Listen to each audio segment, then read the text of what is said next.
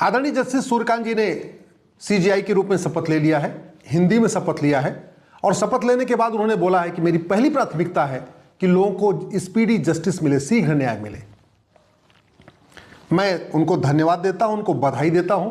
कार्यकाल उनका बहुत लंबा नहीं है, लेकिन फिर भी जिस तरीके से उन्होंने कहा है कि हम भारत में स्पीडी जस्टिस सिस्टम लागू करेंगे, वो उसके लिए वो बधाई के पात्र है।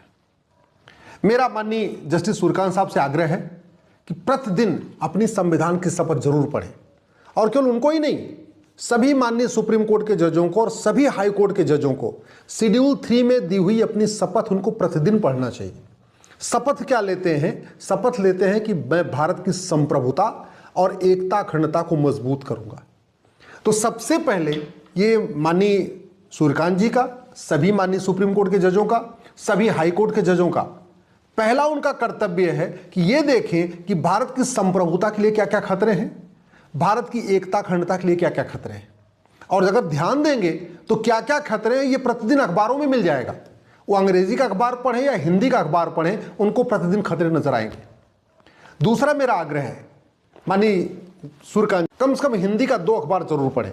भारत में हिंदी के जो 2 सबसे मुख्य अखबार हैं, दैनिक जागरण और दैनिक भास्कर, सब ज़्यादा सर्कुलेशन इन्हीं का है। इनफैक्ट दुनिया में सब ज़्यादा सर्कुलेशन वाले न्यूज़पेपर है।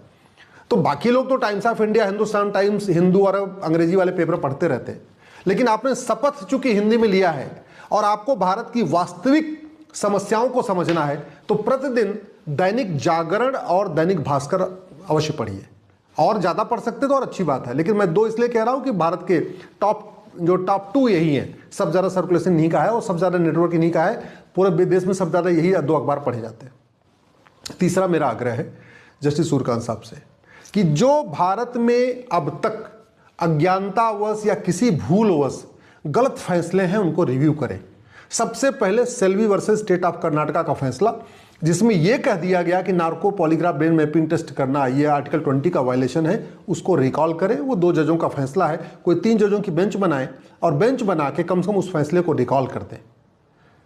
चौथा मेरा आग्रह है माननीय सूर्यकांत साहब से कि भारत की संप्रभुता को, भारत की एकता अखंडता को बहुत बड़ा खतरा है धर्मांतरण से, और धर्मांतरण आर्टिकल 25 के नाम पे हो रहा है। आर्टिकल 25 की एक बार बन जाए, 19 की ठीक से व्याख्या कर दे। भारत में नेता सुबह से लेकर शाम तक झूठे आरोप लगा रहे हैं, झूठी बातें कर रहे हैं, झूठे वादे कर रहे हैं, और उसके चक्कर में जो उनके समर्थक हैं उसको सच मान ले रहे हैं। तो कम से कम झूठ को गंभीर अपराध घोषित करने पे अपने संविधान की शक्तियों का उपयोग करें।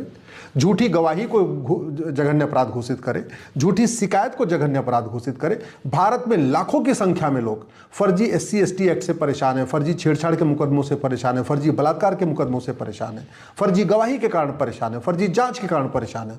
और ये सारा फर्जीवाड़ा इसलिए चल रहा है क्योंकि फर्जी शिकायत करना, फर्जी जांच करना, फर्जी गवाही देना, ये कुछ भी अपराध नहीं है। तो संविधान की शक्तियों का उपयोग करके ये फर्जीवाड़े को रोकने की कोशिश करें। माननीय सूर्यकांत साहब से मेरा आग्रह है कि भारत में 5 लाख बहन बेटियां साल में गायब हो रही हैं, इसमें 3.5 लाख लफ्ज़-ए-जिहाद का शिकार हो रही, यानी पर डे 1000 बेटियां लफ्ज़-ए-जिहाद का शिकार हो रही। ये हमारे लिए, हमारी संप्रभुता के लिए खतरा है, हमारी एकता अखंडता के लिए भी खतरा है। और शपथ आपने लिया हुआ है कि हम भारत की संप्रभुता को मजबूत करेंगे, एकता अखंडता को मजबूत करेंगे। आपने हिंदी में शपथ लिया है तो आपने तो बिल्कुल यही शब्द उपयोग किया, संप्रभुता शब्द आपने उपयोग किया, सोवरेंटी जिसको अंग्रेजी में कहते हैं। तो ये लफ्ज़-ए-जिहाद हमारी संप्रभुता के लिए, हमारी एकता अखंडता के लिए खतरा है। इसलिए लफ्ज़-ए-जिहाद को रोकने पे कुछ दिशा निर्देश पालन करें। आपको आर्टिकल 142 पूरी पावर देता है कि आप अपनी शक्तियों का उपयोग करके इन चीज़ों पे कंट्रोल कर सकते हैं। दूसरा, लैंड जिहाद बहुत बड़ा खतरा हो चुका है। 40 लाख एकड़ ज़मीन पे वक्फ बोर्ड कब्जा करके बैठा हुआ है, 40 लाख एकड़ ज़मीन पे चर्च मिशनियाँ कब्जा करके बैठी हुई हैं, 20 लाख एकड़ ज़मीन पे मज़ार, दरगाह, पक्का कब्रिस्तान बना के कब्जा कर लिया गया है। जो सबसे बड़ी समस्या आ रही है कि हमने जमीन विवाद को जो सिविल डिस्प्यूट घोषित कर दिया, एक बहुत बड़ी प्रॉब्लम है। जमीन का जो कब्जा होता है वो पैसे के लिए किया गया है। कायदे से जो लैंड ग्रैबिंग है ये इकोनॉमिक ऑफेंस है, अल्टीमेटली ये पैसा कमाने के लिए लैंड ग्रैबिंग की जाती है। तो इसको क्रिमिनल एक्ट डिक्लेयर करना जरूरी है, सिविल एक्ट नहीं है। ऐसे ही भारत में जो बहुत बड़े पैमाने पर ड्रग का कारोबार हो रहा है, दुनिया में सबसे ज़्यादा ड्रग इस समय भारत में बिक रही है। लगभग 1 लाख करोड़ का कारोबार हो रहा है भारत में हर साल, और 10 लाख लोग नशेड़ी हो चुके हैं। भारत दुनिया में सबसे ज़्यादा नशेड़ी भारत में है। तो अपनी संविधान की शक्तियों का उपयोग करके ड्रग कारोबार को रोकने की कोशिश करिए।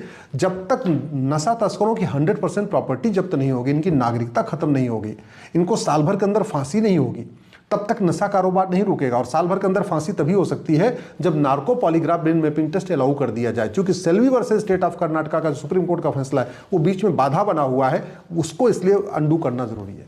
ऐसे ही ये लफ्ज़ जिहाद करने वाले, लैंड जिहाद करने वाले, घुसपैठ करने वाले, धर्मांतरण करने वाले, और अपराध करने वाले, ये अरनेश कुमार का जो फैसला उसको लेके जमानत बार बार मांग रहे हैं। तो उसको भी क्लेरिफाई करना है कि जो अपराध हमारी राष्ट्र की सुरक्षा के लिए खतरा है, देश की एकता अखंडता के लिए खतरा है, उनको जमानत नहीं दी जा सकती।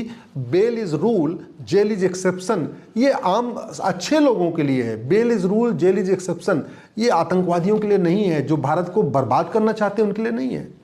एक और जो इस पे बहुत आवश्यक है कि मानवाधिकार मानव का होता है, दानव का नहीं, और मानव और दानव को एक समान नहीं कंसीडर करना चाहिए। इसके ऊपर भी माननीय सुप्रीम कोर्ट को और जस्टिस सूर्यकांत साहब को कुछ सोचना चाहिए। Freedom of speech, freedom of religion और freedom of right to profession के नाम पे, व्यापार के नाम पे व्याभिचार के अड्डे खुल रहे हैं। डांस बार, सट्टा बार, बियर बार, हुक्का बार, कैसीनो, सब कुछ खुलता जा रहा है। कहीं न कहीं संविधान की इस पर भी व्याख्या करना जरूरी है कि भारत का संविधान व्यापार का अधिकार देता है, व्यापार करने की परमिशन देता है, व्याभिचार के अड्डे खोलने की परमिशन नहीं देता। भारत का संविधान सच बोलने की आज़ादी देता है, झूठ बोलने की नहीं। भारत का संविधान फ्रीडम ऑफ रिलीजन देता है, फ्रीडम ऑफ कन्वर्जन नहीं। भारत का संविधान रीतियों की आज़ादी देता है, कुरीतियों की नहीं। भारत का संविधान प्रथाओं की आज़ादी देता है, कुप्रथाओं की नहीं। इनके ऊपर माननीय सुप्रीम कोर्ट का ध्यान जाना चाहिए और माननीय सुप्रीम कोर्ट को इसके ऊपर कहीं न कहीं निर्णय करना चाहिए। एक जो सबसे बड़ी समस्या आ गई है भारत में, धर्मांतरण। 1500 परिवार पर डे कन्वर्ट हो रहे हैं, यानी अगर एक परिवार में 7 आदमी मान के चलिए तो लगभग 10,000 लोग पर डे कन्वर्ट हो रहे हैं, यानी साल में लगभग 40 लाख लोग कन्वर्ट हो रहे हैं। और ये संविधान तब तक है जब तक भारत में हिंदू बहुसंख्यक है। ये सेकुलरिज्म भारत में तब तक है जब तक हिंदू बहुसंख्यक है। भारत में लोकतंत्र तब तक है जब तक हिंदू बहुसंख्यक है। इस बात को माननीय सुप्रीम कोर्ट को समझना होगा, माननीय हाई कोर्ट को समझना होगा, और सबसे पहले चूंकि इस परिवार के मुखिया जस्टिस सूर्यकांत साहब हैं, उनको समझना होगा कि जो कुछ है, liberty of thought, liberty of belief, liberty of faith, liberty of worship, ये पाकिस्तान में नहीं है, बांग्लादेश में नहीं है, अफगानिस्तान में नहीं है। क्यों? क्योंकि वहाँ हिंदू खत्म हो गए। और भारत के 9 राज्यों में जहाँ हिंदू खत्म हो गए, 800 जिलों में से 200 जिलों में जहाँ खत्म हो गए, या 6000 तहसीलों में से 1500 तहसीलों में जहाँ खत्म हो गए हिंदू, वहाँ पे भी liberty of faith, liberty of belief, liberty of worship नहीं है। तो ये जो चल रहा है, जितनी लिबर्टी चल रही है, वो हिंदू बहुसंख्यक इसलिए चल रही है। और लफ्ज़ जिहाद के कारण, लैंड जिहाद के कारण, ड्रग जिहाद के कारण, घुसपैठ जिहाद के कारण और धर्मांतरण के कारण बहुत तेजी के साथ ये डेमोग्राफी बदल रही है। और ये डेमोग्राफी जो बदल रही है, इससे संविधान को बहुत बड़ा खतरा है, लोकतंत्र को बहुत बड़ा खतरा है, सुप्रीम कोर्ट को बहुत बड़ा खतरा है, संसद को बहुत बड़ा खतरा है। आखिर पाकिस्तान में आए दिन विद्रोह होता रहता है, बांग्लादेश में आए दिन विद्रोह होता रहता है, भारत में नहीं हो रहा है। नहीं हो रहा है वो उसके लिए संविधान नहीं, यहाँ का नेचर है, यहाँ की प्रकृति है। लेकिन अगर डेमोग्राफी बदल गई तो जो उधर हो रहा है वो यहाँ होना शुरू हो जाएगा।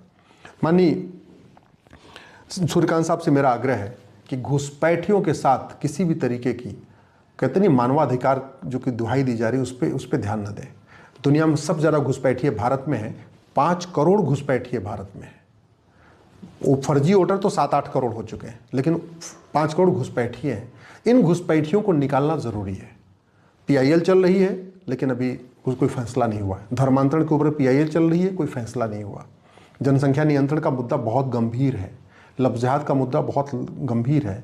ये जो भारत की संप्रभुता के लिए जो खतरे हैं, लफ्ज़ जिहाद, लैंड जिहाद, ड्रग जिहाद, घुसपैठ जिहाद, धर्मांतरण जिहाद, जनसंख्या जिहाद, ये भारत की एकता अखंडता के लिए जो ये खतरे हैं, भारत के freedom of speech, liberty of thought के लिए जो खतरे हैं, इन खतरों से निपटने के लिए माननीय सुप्रीम कोर्ट को संविधान की अपनी शक्तियों का उपयोग करना चाहिए। और वो तभी उपयोग करेंगे जब प्रतिदिन अपनी कम से कम शपथ को पढ़ेंगे।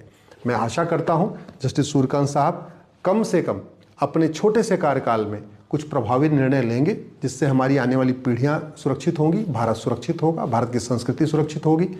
कम से कम ये भारत वास्तव में संप्रभु होगा, ये गुलामी की न्यायिक व्यवस्था बदलेगी और भारत में जस्टिस विद इन लागू होगा।